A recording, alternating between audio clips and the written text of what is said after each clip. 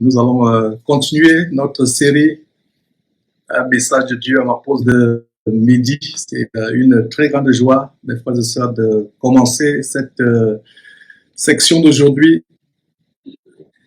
Alors, mes frères, nous continuerons aujourd'hui à explorer cette merveilleuse clé que Dieu nous a donnée pour ouvrir toutes les portes de la terre.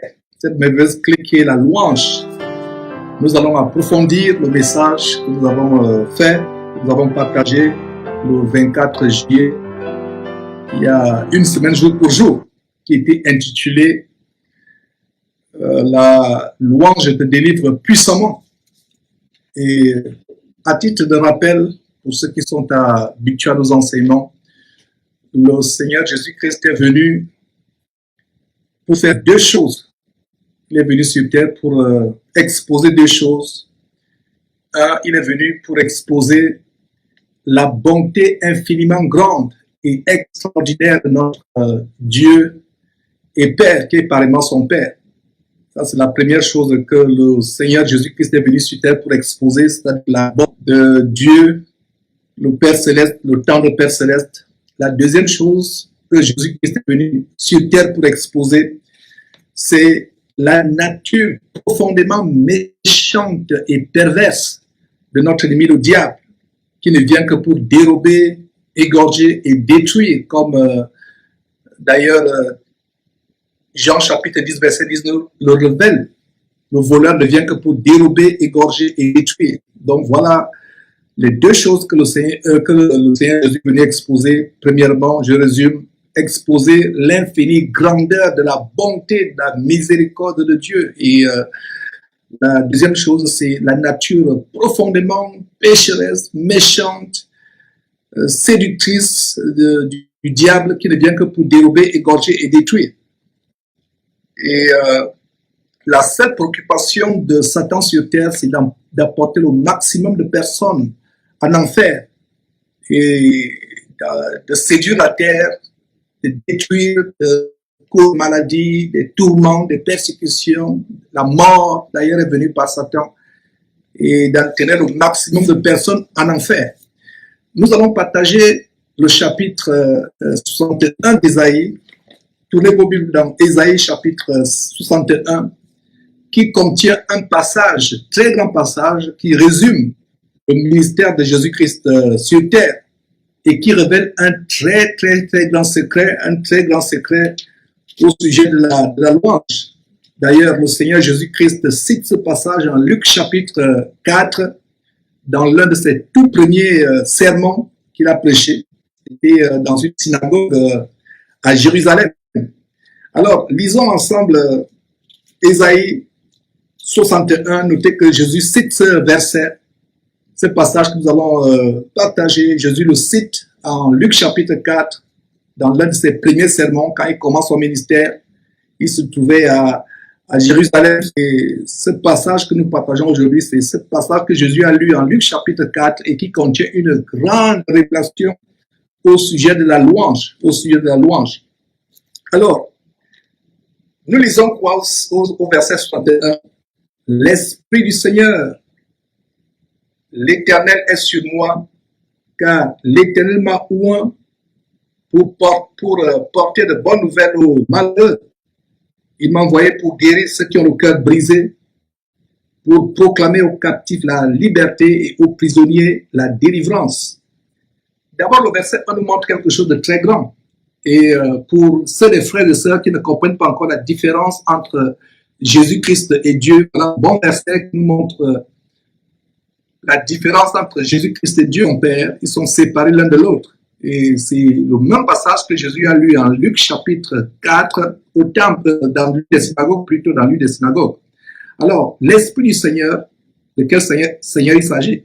Le Seigneur Dieu, l'Éternel, est sur moi. Moi, et puis, est mis pour qui? Est mis pour le Seigneur Jésus-Christ. C'est car l'Éternel m'a oint. M'a émis pour qui? M'a émis pour Jésus-Christ. Pour faire quoi? Pour porter de bonnes nouvelles aux malheureux, à ceux qui sont dans la misère, que ce soit physiquement, que ce soit moralement, que ce soit psychologiquement, émotionnellement, pour porter de bonnes nouvelles. Et justement, le Seigneur Jésus est venu apporter de bonnes nouvelles. Donc, regardez comment Ésaïe, que nous considérons comme étant le précurseur des 4 évangélistes, Matthieu, Marc, Luc et Jean, c'était le premier, et c'est l'un des 5 évangiles à mon avis, parce que le livre d'Ésaïe relate les choses que Jésus devait accomplir avant même qu'il ne vienne, avant que Dieu l'envoie sur terre. Alors, qu'est-ce que nous voyons ici? Ésaïe chapitre 61, verset 1. Qu'est-ce que Dieu, le Seigneur Dieu, a ou en Jésus de faire? Alors, la réponse est ici, faire quoi? 1. Porter de bonnes nouvelles aux malheureux. 2. Et regardez quand Jésus a commencé son ministère, il dit, heureux les pauvres, heureux les affligés, car le royaume de Dieu est pour eux. Allez lire cela dans Matthieu chapitre 5 quand il a commencé son ministère. Heureux les affligés, heureux les débonnaires, heureux les malheureux. Le royaume de Dieu est avec eux. Donc, qu'est-ce que Dieu, l'Éternel Dieu, a pour Jésus de faire? 1.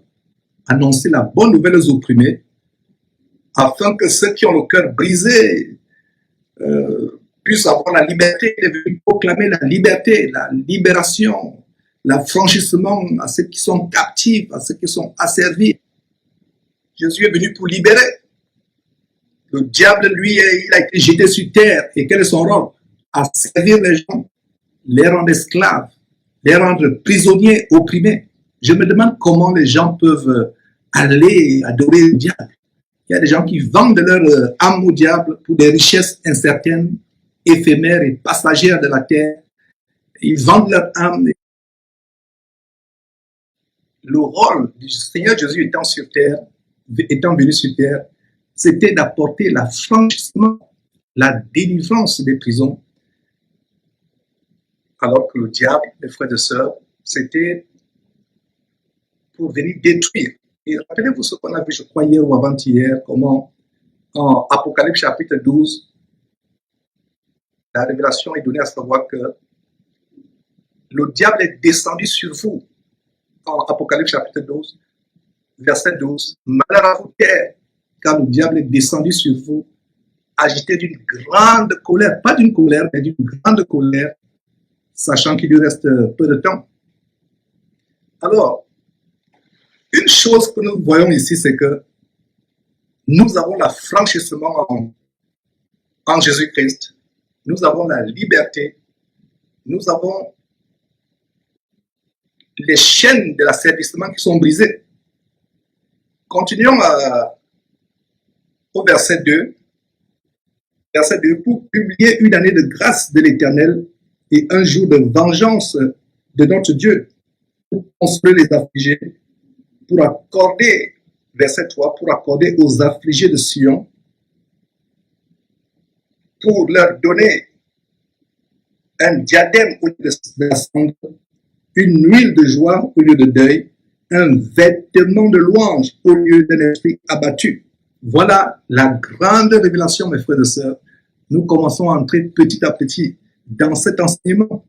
Le verset 3 révèle quelque chose de tellement grand. Et plaise à Dieu, je vais expliquer cela afin que vous puissiez comprendre la grande révélation verset 3 pour accorder aux affligés de Sion, pour leur donner un diadème au lieu de la cendre. La cendre, mes frères et sœurs, dans les temps bibliques, représentait l'affliction, le deuil. Quand les gens étaient dans la détresse, la désolation, ils avaient perdu un membre de la famille, ils se revêtaient du sac et de la cendre pour leur donner un diadème au lieu de la cendre, une huile de joie au lieu du deuil, un vêtement de louange au lieu d'un esprit abattu. Au lieu d'un esprit abattu. Regardez comment le Seigneur Jésus, dont il est question ici, préfigurait déjà ce que le Saint-Esprit nous dit en 1 Thessaloniciens chapitre 5, verset 16, à savoir, soyez toujours joyeux, soyez toujours joyeux. Le manteau de deuil est ce que beaucoup de chrétiens portent aujourd'hui. Ils sont abattus par les problèmes de la vie, ils se découragent, ils sont opprimés, ils ont un manteau de deuil, ils ont plutôt la cendre. Alors, au lieu d'avoir cela, qu'est-ce que le verset dit? Le verset dit, un vêtement de louange. Un vêtement de louange, mes frères et sœurs. Savez-vous que l'esprit d'abattement ne vient pas de Dieu? Notez bien au verset 3, au lieu d'un esprit abattu. Il y a d'autres Bibles qui traduisent cela par un esprit d'assoupissement, ou un esprit de dépression, ou un esprit de lourdeur. L'esprit d'assoupissement, mes frères et sœurs, le savez-vous que l'esprit d'assoupissement ou esprit de dépression, être déprimé, ou l'esprit de lourdeur, ou l'esprit de mauvaise humeur, être triste constamment, ne vient pas de Dieu, mais du diable. C'est quelque chose que le diable essaie de nous faire porter comme un vêtement. Alors, au lieu de porter constamment un vêtement de tristesse, un vêtement de manque de joie, un vêtement de dépression, on est de mauvaise humeur à longueur de journée, on est triste parce que nous traversons des difficultés dans la vie, on est abattu. La Bible nous révèle en Ésaïe 61, verset 3, un vêtement, un manteau ou vêtement de louange. Voilà. Donc vous pouvez, à partir d'aujourd'hui, sur la base de ce verset, prendre la décision de vous débarrasser de tout manteau ou de tout vêtement de dépression, le déchirer, l'ôter de vous, vous en débarrasser, le déchirer, en proclamant avec foi et avec assurance, au nom de Jésus-Christ, je te résiste, je te résiste. Tu ne pourras plus jamais me revêtir de ton manteau de tristesse, de ton manteau d'amertume, de dépression, ton manteau de manque de joie. Je te résiste, Satan. J'ai été crucifié avec Christ. Le sang de Jésus-Christ a complètement lavé, nettoyé ma vie passée. Tu ne pourras plus m'abattre avec la condamnation, la culpabilité. Je te résiste. Jésus m'a complètement nettoyé, lavé par son sang précieux. Ma culpabilité est partie. Tu ne peux plus m'accuser. Je refuse d'être triste malgré les problèmes que je traverse dans la vie. Je refuse d'être abattu malgré les difficultés. Confessez ces choses. Dites ces mots au diable avec foi et avec assurance. Résistez-le. Résistez au diable. Résistez-lui, pardon. Résistez au diable. Rejetez l'esprit de l'odeur et de la dépression qu'il essaye de vous revêtir comme un manteau. Et vous verrez ça va partir au nom de Jésus-Christ. Jésus-Christ est venu pour chasser cet esprit de dépression de ta vie, mon frère, ma soeur, de manière permanente, de manière définitive. Il est venu enlever ce vêtement de dépression qui est dans ta vie, ce vêtement de mauvaise humeur. Tu essaies d'être dans la joie, mais la joie ne vient jamais. Tu es plutôt triste à longueur de journée. Non seulement Jésus-Christ est venu t'enlever ce vêtement, mais il est venu te revêtir de quelque chose de plus grand. Il n'est pas seulement venu, enlever ce manteau diabolique de dépression, d'esprit d'abattement pour te laisser nu. Parce que s'il te laisse nu, le diable viendra encore avec d'autres manteaux, d'autres vêtements de dépression. Mais Dieu et son Fils Jésus-Christ nous habillent avec un vêtement nouveau. Et Ésaïe 61, verset 3, révèle ce vêtement. Quelle grande révélation, mes frères et sœurs, que celle d'Ésaïe 61, verset 3. Un vêtement de louange. Un vêtement de louange, n'est-ce pas merveilleux? Ce n'est pas la volonté de Dieu que nous soyons déprimés. Ce n'est pas la volonté de Dieu que nous soyons abattus. C'est pour cela que le Saint-Esprit nous donne cette grande révélation en 1 Thessaloniciens chapitre 5, verset 16, soyez toujours joyeux. Le Saint-Esprit nous donne cette révélation parce que Dieu, notre Père, le tendre Père céleste, est tellement bon. Il ne voudrait pas qu'un de ses enfants soit envahi à longueur de journée par la dépression, par l'amertume, par l'anxiété, par les soucis. Et certains chrétiens deviennent anorexiques, ils perdent l'appétit, donc deviennent insomniaques, ils n'arrivent pas à dormir tellement ils sont embêtés par les problèmes. Leur cœur est rempli de soucis et cela entraîne d'autres maladies telles que les maladies cardiaques cérébrales.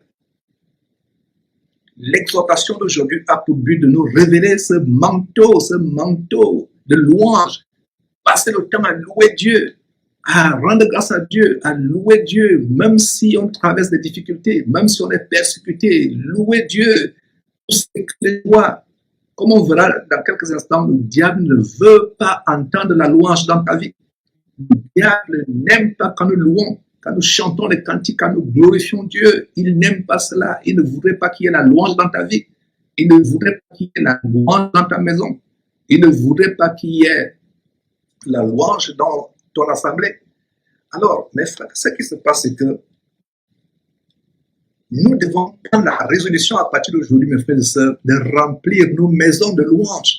Louer Dieu à longueur de journée, sans cesse, pousser les cris de joie, louer Dieu. Cette révélation d'aujourd'hui est tellement grande. Ce n'est pas la volonté de Dieu, mon frère, ma soeur, je répète, que tu sois battu à longueur de journée. Cela peut de temps en temps venir comme une tentation. Mais tu dois la secouer, secoue cela. Comme par exemple, quelqu'un secouerait une limace ou un asticot qui s'est posé sur sa main. Vous secouez, la mauvaise humeur arrive, vous la secouez. Vous sentez que vous êtes déprimé, secouez cela comme un asticot qui veut se poser sur votre corps. Commencez à chanter les cantiques, louez Dieu. Voyons ce que dit la Bible en 1 Jean chapitre 2 verset 6, très rapidement noté. C'est un verset tellement important. La Bible dit, celui qui demeure en Christ doit marcher comme il, Jésus-Christ lui-même a marché. Comment Jésus a marché? Jésus a marché étant déprimé, étant abattu. A-t-on vu Jésus vivre dans la dépression sur terre? Pas du tout. Donc, marchant comme Jésus lui-même a marché, demeurons à lui en faisant ce qu'il a fait, en étant des parfaits imitateurs, en faisant ce que Jésus a fait, en marchant comme il a marché. Donc, si tu te dis chrétien ou chrétienne, mon frère, ma soeur, cela signifie que tu es à l'image de Christ, parce que chrétien ou chrétienne signifie à l'image de Christ. Marcher avec assurance, marcher avec joie. Christ a-t-il été déprimé un jour dans sa vie? Pendant qu'il exerçait son ministère, Christ a-t-il été de mauvaise humeur? Pas du tout. Donc, c'est pour cela que 1 Thessaloniciens chapitre 5, verset 16 dit, soyez toujours joyeux. Jésus n'a jamais, absolument pas été de mauvaise humeur ou déprimé ou découragé.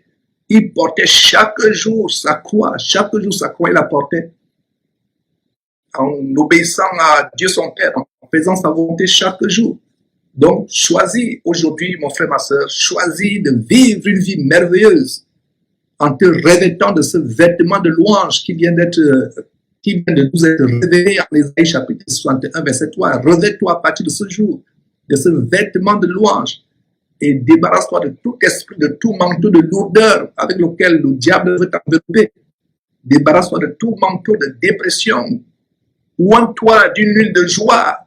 Ésaïe 61, verset 3. Il y a une huile de joie et non une huile nauséabonde et pestilentielle de dépression. Mais oins-toi d'une huile de louange, la louange à Dieu. Quelle merveilleuse révélation. Voilà comment on peut vivre une vie extraordinairement merveilleuse sur terre, malgré les dépressions, malgré les problèmes que nous traversons. Et voilà les clés, mes frères et sœurs, pour une vie merveilleuse sur terre. Les hommes les plus heureux sur terre, ce n'est pas ceux qui sont milliardaires, qui ont des grands boulots, des grandes richesses, au contraire. Sinon, les cabinets de cardiologues ne seraient pas remplis de riches. Ce ne sont pas les pauvres qui vont dans les cabinets de cardiologues. Les cabinets de cardiologues sont remplis de gens fortunés, tellement riches. Parce que plus ils sont riches, plus ils ont des soucis. Le sommeil du pauvre est doux. Qu'il a mangé, qu'il n'ait pas mangé, son sommeil est doux. Pourquoi? Parce que ce pauvre se confie à Dieu. Que vous ayez des grands biens, que vous n'en ayez pas, que vous soyez riche, que vous ne soyez pas riche, confiez-vous à Dieu de tout votre cœur. Et voilà ce qui se passe quand on se confie à Dieu de tout notre cœur. Nous avons la paix parce qu'on se confie en lui. Une paix qu'aucun homme ne peut vous donner. Regardez ces prix Nobel de la paix qu'on donne aux hommes de ce monde. Ils reçoivent les prix Nobel de la paix, mais ils n'ont pas le sommeil la nuit. Ils manquent d'appétit parce qu'il n'y a pas de paix dans leur cœur. Jésus nous disait dans un des évangiles, je vous donne ma paix. Je ne vous la donne pas comme le monde la donne. La paix du monde vient du fait que nous avons un bon boulot, tout va bien dans notre couple, tout va bien dans notre famille. Ça, c'est la paix du monde. il n'y a pas la guerre dans notre pays, tout va bien, l'économie marche, mais la paix de Dieu, la paix que Jésus-Christ nous donne, c'est une paix de l'âme, c'est une paix spirituelle en dépit des problèmes, en dépit des persécutions, en dépit des tribulations. Voilà une merveilleuse paix. Lisons en Psaume chapitre 2, cette déclaration que Jésus-Christ cite dans le temple, en Matthieu chapitre 21, quand les enfants sont mis à crier à haute voix, Hosanna, Hosanna. Donc allons d'abord dans Psaume chapitre 8 rapidement. Il y a tellement de choses à partager, mes frères et sœurs. C'est pour ça que je suis tellement béni de ce que Dieu a rendu disponible, cette série de messages à mon poste de midi. Donc dans Psaume 8, il y a une sœur en France d'ailleurs qui nous avait appris ce psaume. C'est un grand psaume, enfin qui nous avait appris le cantique composé sur la base de ce psaume. Je corrige, donc elle nous a appris un cantique qui a été composé sur la base de ce psaume. Éternel, tu es magnifique, tu es magnifique. Et il y a quelque chose au verset 2. Psaume 8, verset 2. Éternel, notre Seigneur, que ton nom est magnifique sur toute la terre. Ta majesté s'élève au-dessus des cieux. Verset 3. Par la bouche des enfants et de ceux qui sont à la mamelle, tu as formé ta gloire pour confondre tes adversaires, pour imposer silence à l'ennemi et au vindicatif. Pour imposer silence à l'ennemi et au vindicatif. Mes frères, voilà une merveilleusement, extraordinairement, infiniment grande révélation au verset 3. Par la louange, nous réduisons Satan au silence. Lisez très bien le verset 3. Par la bouche des enfants et de ceux qui sont à la mamelle, tu as fondé ta gloire pour confondre tes adversaires, pour imposer silence à l'ennemi, au vindicatif. Quelle révélation! Nous avons lu ce verset pendant des années sans comprendre comment la louange est le moyen par lequel on ferme la bouche à Satan. Satan n'aime pas quand on loue, il se ferme les oreilles. Mon frère, je te donne une révélation. Si tu es attaqué par les démons, tu es attaqué par toutes sortes de situations, des problèmes, des mauvaises pensées, mets-toi sur tes deux pieds, commence à chanter les cantiques à haute voix, commence à glorifier Dieu, à chanter les cantiques de louer. Le diable déteste la louange. Je vous ai fait le témoignage de mon épouse qui avait été guérie. Elle avait des maux de tête depuis quelque temps. Et lors d'une veillée de prière, je crois, on s'est mis à chanter à tue-tête. Et elle nous a interrompu pour dire qu'elle ne sent plus le mal. Le mal est parti. Et nous avons compris que c'est une attaque démoniaque.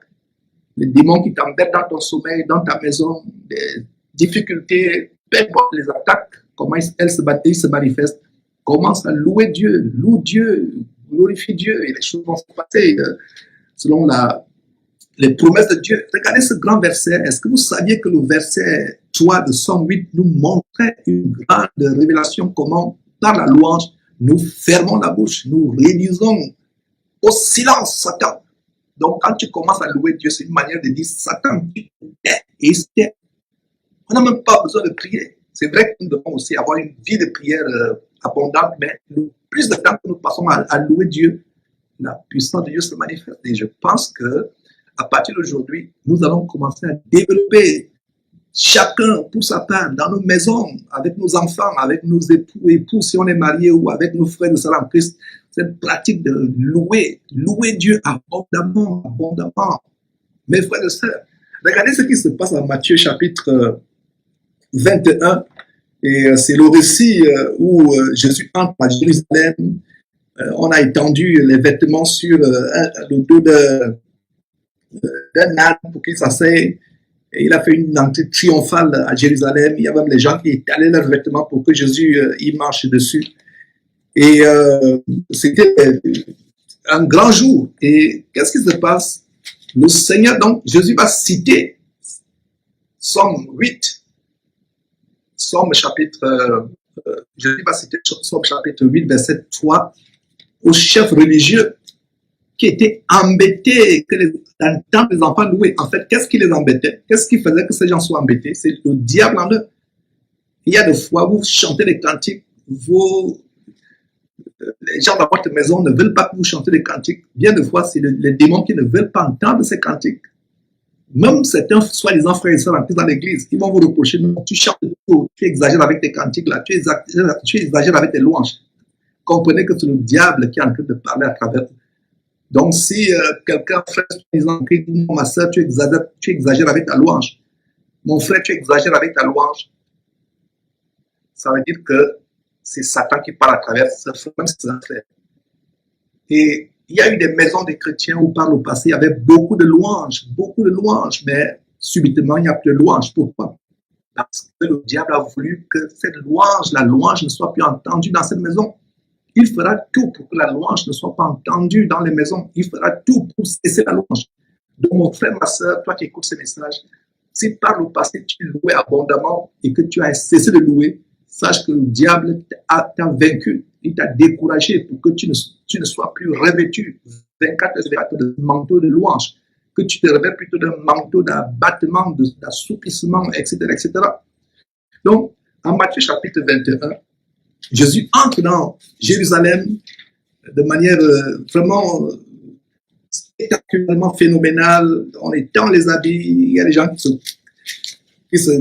qui ont coupé les branches des palmiers, des rameaux, il les tenait. Donc il fait son entrée à Jérusalem de manière spectaculaire et on arrive au verset, voilà, je vous ai dit verset, Matthieu chapitre 21, voilà. Matthieu chapitre, donc au verset 15, lisez même à partir du verset 7, lisez à partir du verset 7, mais ce qui m'intéresse ici, c'est à partir du verset 15, vous pouvez lire tout le chapitre, donc verset 15. Mais les principaux sacrificateurs et les scribes furent indignés à la vue des choses merveilleuses qu'il avait faites. Donc regardez, les chefs religieux ne comprenaient pas ce que Jésus faisait. Non seulement ils étaient indignés, il y a quelque chose qui va se passer au verset 15, à la vue des choses merveilleuses qu'il avait faites, et les enfants qui criaient dans le temple, Hosanna au Fils de Dieu. Donc les enfants criaient. Regardez, les enfants criaient. Ils faisaient quoi? Ils criaient. Les chefs religieux, habitués à adorer Dieu silencieusement, ils pensaient que le seul moyen d'adorer Dieu était dans le calme. Je crois particulièrement, moi, votre frère qui vous parle, que la Bible nous dit de pousser les cris de joie. Ça dépend des circonstances. Il y a des moments où vous pouvez adorer Dieu, louer Dieu silencieusement à voix basse. Mais il y a aussi des moments où vous pouvez crier, pousser les cris de joie. Mais les chefs religieux de Jérusalem confrontent Jésus-Christ parce qu'ils n'étaient pas habitués à ce genre de louange. Ils n'avaient jamais vu cela. Et regardez, Jésus, en venant sur terre, a quitté le ciel. Et au ciel, qu'est-ce qui se passe? Les anges à tue-tête louent Dieu. Longueur de journée, crient. Quand nous prions cette prière que nous avons partagée il y a quelques jours, à savoir notre Père qui est aux cieux, que ton règne vienne, que ta volonté soit faite sur la terre comme au ciel. Qu'est-ce qui se passe au ciel? La louange 24 heures sur 24 heures. Est-ce que nous pouvons aussi transformer nos maisons à des endroits de louange? Si tu transformes ta maison en un endroit de louange, mes frères et sœurs, c'est comme si ta maison était un petit ciel, un petit paradis. Parce qu'au ciel, la louange 24 heures sur 24 heures. J'aimerais que cet enseignement nous encourage, nous galvanise à revenir à cette pratique de louange pour ceux qui l'ont eu par le passé ou qui sont découragés. Et aussi pour ceux qui n'ont jamais expérimenté ce manteau de louange. Louer Dieu. Regardez comment sont notés ce somme 8. Toi nous dit que par la louange, on ferme la bouche à l'ennemi, on ferme la bouche, on réduit Satan au silence. Les enfants crient à haute voix, Hosanna, fils de David. Et il lui dit, entends-tu ce qu'ils disent? Donc il répond, Jésus dit, mais est-ce que tu entends ce que ces enfants disent? Jésus cite alors, il cite ici, Somme 8, verset 3. Oui, leur répondit Jésus, n'avez-vous jamais lu ces paroles? Tu as tiré des louanges de la bouche des enfants et de ceux qui sont à la mamelle. Voilà. Et en revenant dans ce somme, nous voyons comment Jésus nous montre comment la louange est quelque chose de merveilleux. Et quand Jésus cite Somme, chapitre 8, verset 3, je suis persuadé qu'il savait la révélation que je viens de vous partager, à savoir que c'est là où on réduit au silence. Qu'est-ce qui indignait les chefs religieux? Que les enfants crient Hosanna, Hosanna, les enfants louent le Seigneur Jésus et louent Dieu son Père.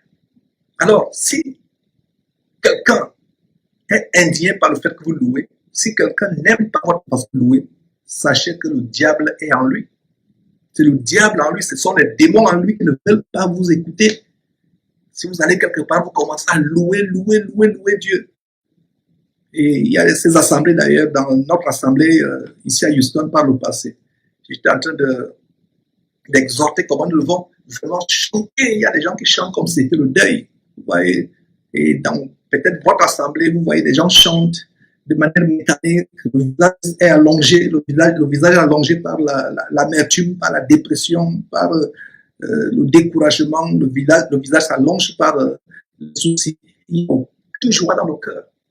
C'est l'occasion, mes frères et sœurs, de retrouver notre joie, de retrouver notre manteau pour ceux qui l'ont perdu, et ce manteau de louange, et pour ceux qui n'ont jamais eu ce manteau, de l'expérimenter, d'expérimenter ce manteau afin qu'il n'y ait plus de dépression. Regardez comment la parole de Dieu nous encourage à être joyeux malgré les tribulations, malgré les persécutions, malgré les outrages, malgré tout ce qu'on peut traverser. Rien, absolument rien sur terre ne doit perturber notre joie. Notre joie doit être parfaite, parfaitement parfaite, absolument parfaite. Nous devons arriver au point où, mes frères et sœurs, notre joie est parfaite. Nous nous réjouissons même des afflictions. Pourquoi? Parce qu'il y a la joie. Regardez, Paul et Silas, ils étaient en prison. Ils avaient battu un église, cela dans Actes chapitre 16. Ils avaient délivré une femme. Ils avaient chassé l'esprit de divination, l'esprit de Python, par laquelle cette femme disait la bonne aventure, prophétisait des choses diaboliques. Et les maîtres de cette femme ont fait jeter Paul et Silas en prison. On les a battus, le corps lacéré des blessures béantes profondes. Mais malgré cela, ils chantaient les cantiques à haute voix. La puissance de Dieu s'est manifestée dans la prison. Les chaînes sont coupées, les portes de la prison sont ouvertes. Et plus tard, c'est même le geôlier, le chef de prison, et toute sa famille qui ont eux aussi été délivrés, sauvés. Ils ont été baptisés, ils sont convertis au Seigneur Jésus-Christ. La louange est merveilleuse. Le diable fera tout pour vous revêtir plutôt de dépression, pour vous revêtir de mauvaise humeur. Alors, prenez la décision de vous revêtir la base d'Ésaïe chapitre 61, verset 3, de ce manteau de louange, louer Dieu 24 heures sur 24 heures s'il le faut. Et la révélation de Somme chapitre 8 est spectaculaire, à savoir que la louange réduit au silence Satan. Une maison où on loue abondamment, le diable n'a pas de place. Le diable a été chassé du ciel, et même s'il n'avait pas été chassé du ciel, une fois qu'il avait péché, je ne pense pas qu'il aurait supporté la louange qu'il y a au ciel. Il ne supporte pas, il se bouche les oreilles. Et même bien de fois, lors des délivrances, il y a eu des situations où nous voulons chasser un esprit impur de quelqu'un, un esprit qui embête quelqu'un, nous nous mettons à chanter. L'esprit de la personne amène la personne à se boucher les oreilles, la personne ne veut pas écouter, la personne dit d'arrêter, la personne supplie. En fait, ce n'est pas la personne, c'est l'esprit à la personne qui supplie. J'espère que cette exhortation vous édifiera et que vous mettrez cela en pratique afin de développer, mes frères et sœurs, cette vie de louange, de glorification de Dieu, afin que vous n'ayez plus jamais, mes frères et sœurs, ce vêtement de dépression, ce vêtement de mauvaise humeur. Et nous rendons grâce à Dieu pour ces partages et que Dieu vous bénisse abondamment et plaise à Dieu. Nous allons continuer demain si le temps le permet ou si Dieu le permet aussi, parce que Dieu est l'auteur de toutes choses. Et voilà, que Dieu vous bénisse abondamment. Mes frères et sœurs, c'est une joie. Et samedi, plaise à Dieu, samedi, le 3, je crois, le 3, nous aurons je ne sais pas si c'est le 3 ou le 4, disons ce samedi, nous aurons notre réunion, notre émission par 7. On reviendra, plaise à Dieu, demain pour un autre sujet selon que le Seigneur nous inspirera. Soyez bénis. Bye bye.